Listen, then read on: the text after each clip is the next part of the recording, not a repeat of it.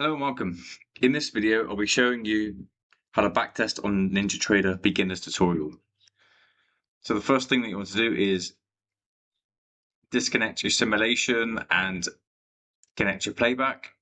So once you have disconnected your simulation, press playback and it'll bring up this window. And then from here, you just want to select the market that you want to trade or the instrument. Make sure these two correspond. So MNQ-SEP 2026. Click the specific day that you want to view the market on, press download, and then press continue.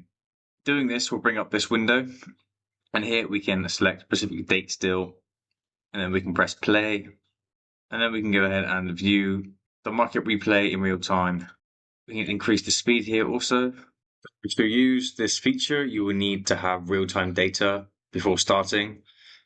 You can only have real-time data if you have a funded account and an active subscription regarding this, but either way, I can still describe how it works. So here we can speed up the time in which the seconds will be displayed. You can go all the way up to 100 times 1,000 max. Here we can select the days, or we can go to a specific time. And here we can add many things. For example, here we can add loads of different indicators like volume. Press OK, and that'll be down there.